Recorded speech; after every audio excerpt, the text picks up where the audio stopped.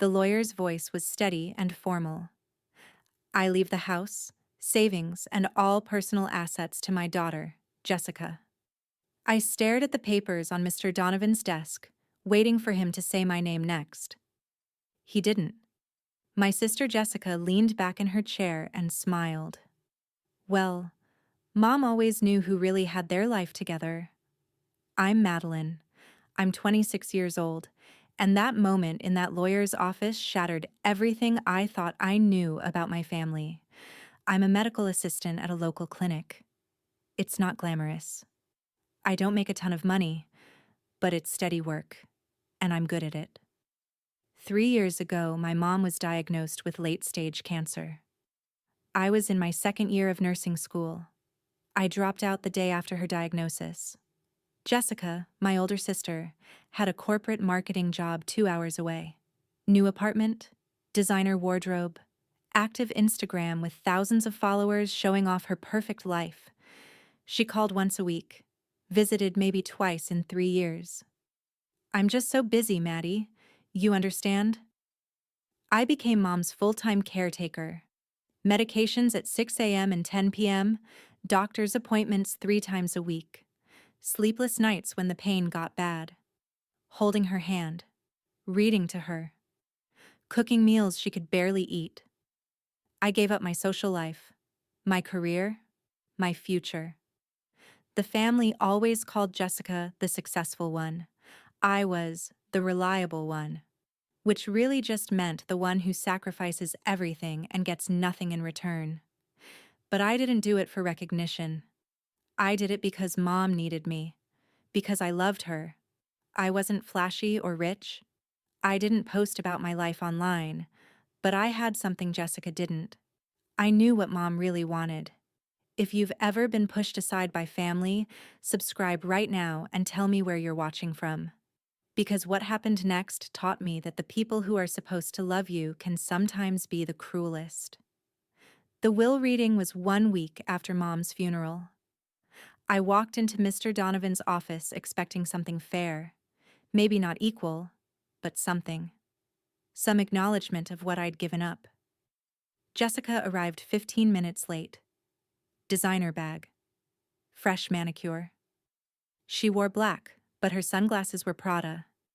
She looked somber, but her phone kept buzzing with notifications she kept checking. Mr. Donovan cleared his throat. "Shall we begin?" I nodded. Jessica sighed like this was an inconvenience. He opened the folder and started reading.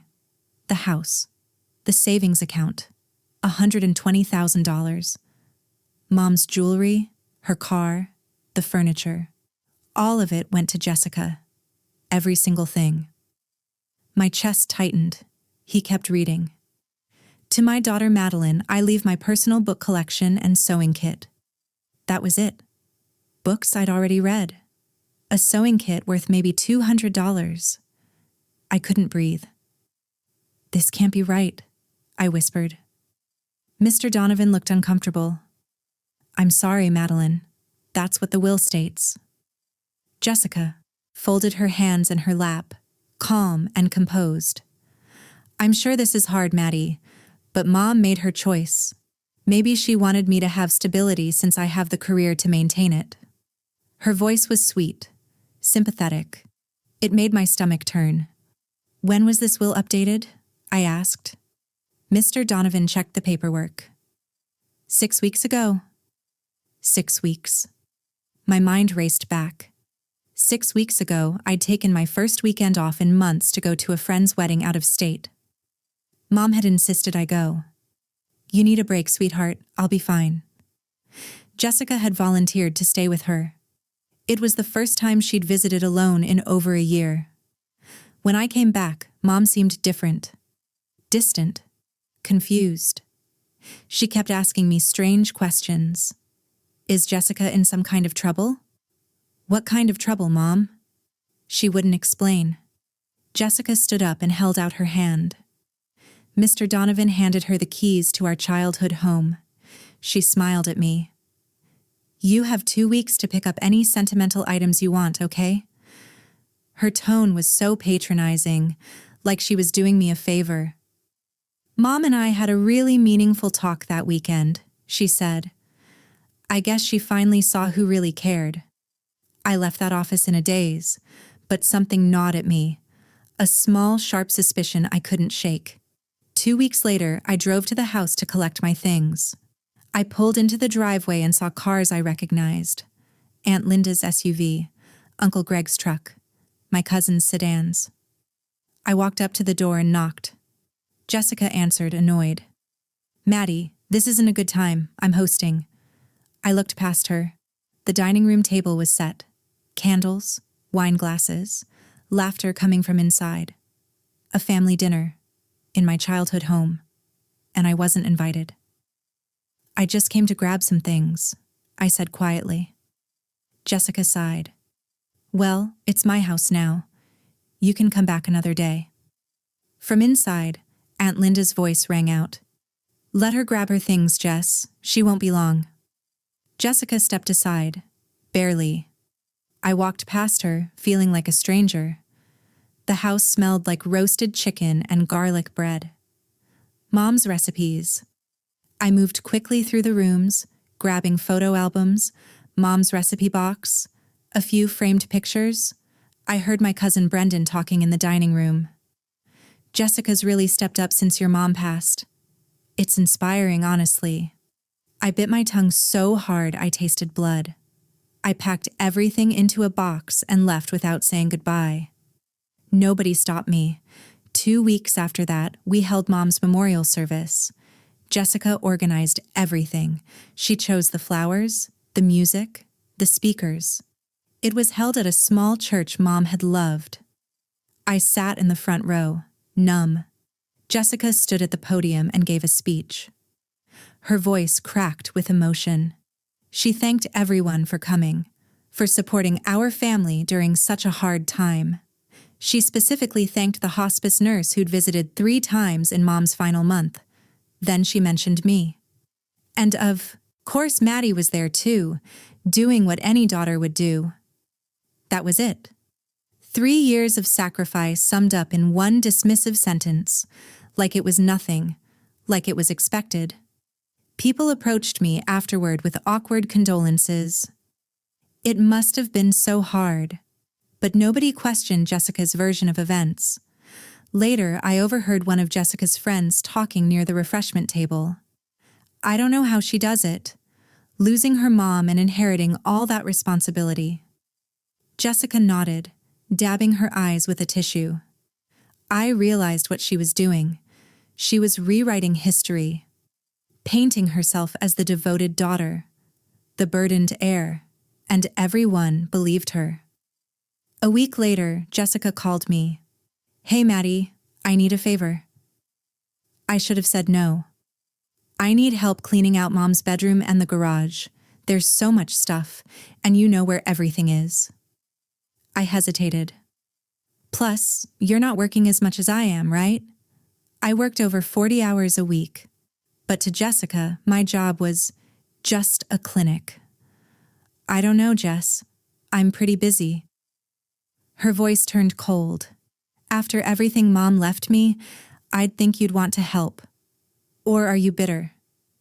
The guilt hit me like a punch. No, I'm not bitter. Good. Can you come this weekend? I agreed. I hated myself for it, but something inside me had shifted. I wasn't just hurt anymore. I was angry. And during that clean-out, I found things. Paperwork that didn't make sense. Notes in Mom's handwriting. Dates that didn't line up. What Jessica didn't know was that I'd been trained to notice patterns. As a medical assistant, I'd spent years learning one critical rule: document everything. So that's exactly what I'd done. For 3 years, I kept detailed journals of Mom's care, daily logs, symptoms, moods, medications, everything. I recorded her verbal wishes too. I want you both taken care of. You've given up so much, Maddie.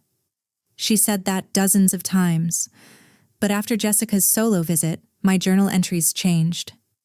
Mom seemed anxious today, asked if Jessica was in trouble. Wouldn't explain. I'd also found something in the trash that weekend. A crumpled note in Jessica's handwriting. It was a list of debts. Credit cards. Personal loans. Over $30,000. I'd taken a picture of it. Mom had been on high-dose pain medication during Jessica's visit. Medication that caused confusion and memory loss. I had the prescription bottles, the dates, the dosage records. I also had medical records. As Mom's primary caretaker, I'd had legal access to everything. 1 week before the new will was signed, Mom had taken a cognitive test at her doctor's request. She scored 19 out of 30, below the threshold for legal capacity. And then there was the voicemail. 2 months before she died, Mom had left me a message. I'd saved it. Her voice was frail but clear. "I'm so grateful for you, sweetheart. I'm making sure you're taken care of. Don't let anyone tell you otherwise." What Jessica didn't know was that I'd been trained to see patterns, to notice when something was off, and everything about that will was off. I reached out to Patricia. She was a family friend who'd known Mom for over 20 years. She was also a semi-retired estate attorney. We met for coffee. Patricia's eyes were kind but sharp. "Your mom talked about you constantly, Madeline. She was so proud and so guilty you'd put your life on hold." I showed her everything. The journals, the medical records, the timeline of Jessica's visit. Her expression darkened. "This looks like undue influence, possibly coercion." "What does that mean?" "It means someone manipulated a vulnerable person to change their will in their favor." She kept reading. "The new will was drafted, signed, and notarized in a 48-hour window during Jessica's visit." "Is that unusual?"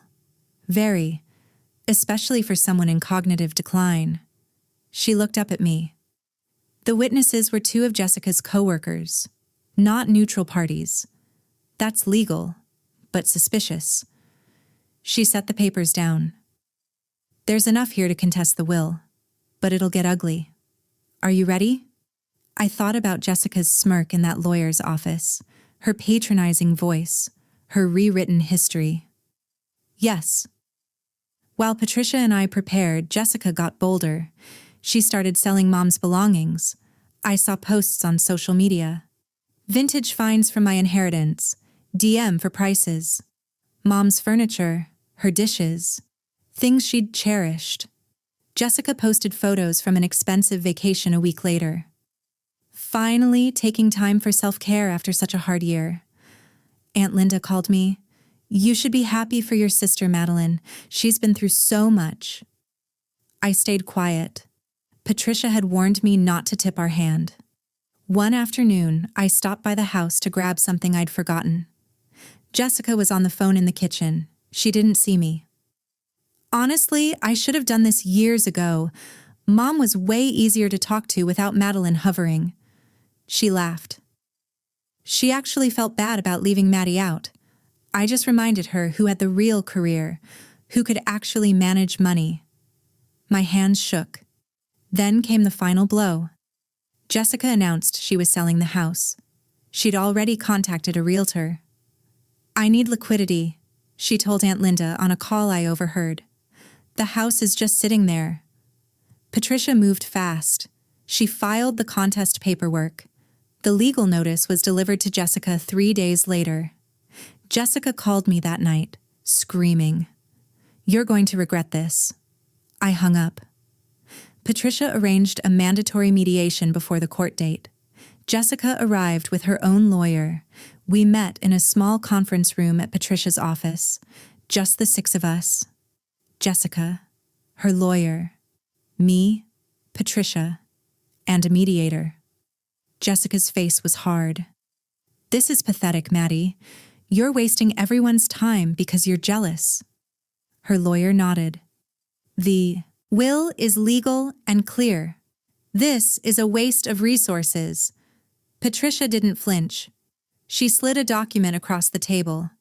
"This is a timeline. The will was drafted during a period of documented cognitive decline." Jessica's lawyer picked it up. Patricia continued. Medical records show your mother was on high-dose pain medication that affects decision-making. She also scored 19 out of 30 on a cognitive test 1 week before signing. Jessica's lawyer shifted in his seat. Jessica crossed her arms. She was fine when I visited. Totally lucid. I spoke for the first time. My voice was steady. Then why did she ask me 3 times that week who you were? Jessica's face went pale. Patricia pulled out my journals. 3 years of entries. Detailed, dated, professional. These show your mother's consistent wishes for fair division, right up until Jessica's visit. She flipped to the later pages. After the visit, the entries change. Your mother was anxious, confused, asking about Jessica's financial trouble. Patricia placed the crumpled debt note on the table. Jessica's handwriting, clear as day. I looked at my sister. You were desperate. You owed $30,000 in credit card debt. I found the note. Jessica's lawyer leaned over and whispered to her. Patricia wasn't done. She pulled out her phone and set it on the table. This is a voicemail from your mother, recorded 2 months before the new will. She pressed play. Mom's voice filled the room. Frail, but clear. I'm so grateful for you, sweetheart. I'm making sure you're taken care of. Don't let anyone tell you otherwise. The room went silent. Jessica's eyes were wet. I couldn't tell if it was guilt or anger. Mom changed her mind, she said. People are allowed to change their minds. Patricia's voice was ice. Not when they lack mental capacity. Not when there's evidence of manipulation. She turned to Jessica's lawyer. We also investigated the witnesses. Both were Jessica's co-workers. One owed her money. Neither had met your mother before the signing. Patricia leaned forward. One of them admitted, and I quote, I just signed where Jessica told me. Didn't really read it. Jessica's lawyer whispered urgently to her again. Jessica's voice cracked. You were always so jealous of me. Mom knew I was the successful one. I met her eyes. Success isn't measured by how well you abandon people. Patricia laid out the options. We can contest this in court. It'll become public record. Your manipulation will be exposed. Or you can settle now. She slid a settlement agreement across the table. Estate divided fairly. Madeline gets the house and personal items. You get half the savings. Jessica's lawyer read it and turned to her. I strongly advise you take this. Jessica stared at the paper for a long time. Finally, she signed. Her voice was bitter. I hope you're happy. You've always been so desperate for attention. I didn't rise. To it. I just wanted the truth, and now everyone knows it. Patricia required Aunt Linda and Uncle Greg to witness the settlement signing. They sat quietly as Patricia explained that irregularities were found and a fair settlement had been reached. Aunt Linda's face changed as she looked at Jessica. Uncle Greg wouldn't make eye contact with her. There was no dramatic scene. Just quiet, heavy judgment. Jessica signed the papers and left without another word. I got the house, not because of its value, but because it held Mom's memory. I kept her garden, her recipe box, the sewing kit she'd tried to teach me to use when I was 10. The financial settlement was fair, enough to go back to nursing school. But more important than the money was the vindication. Family members who'd sided with Jessica went quiet. A few apologized privately. Aunt Linda called me a week later. I should have questioned it. You were always there. Jessica's reputation in the family was quietly damaged, not by anything I said, but by her own actions, finally exposed. She moved away 2 months later. We haven't spoken since. I didn't feel triumphant. I felt free. I realized I hadn't fought for revenge. I'd fought to honor Mom's real wishes. That spring, I planted Mom's favorite roses in the garden, yellow ones, She always said they meant friendship and joy. I enrolled in nursing school that fall. I'm using the inheritance the way Mom intended, to build my future. Some relationships aren't worth saving, and that's okay. I didn't need them to apologize. I didn't even need them to understand. I just needed to know I'd honored the person who actually loved me. For once, their silence didn't hurt me. It freed me. If you made it this far, thank you for listening. Really. I know so many of you have dealt with family betrayal too. It's one of the hardest kinds of pain. Where are you watching from? Drop it below. I always check. And if you've ever had to stand up to someone who thought they could take advantage of you, tell me about it in the comments. Your story matters. Hit subscribe if you want more real stories like this. No fake drama, just truth. Some of you have messaged me your own stories. I read them. You're stronger than you know. Take care of yourselves. And remember, family is supposed to lift you up, not tear you down.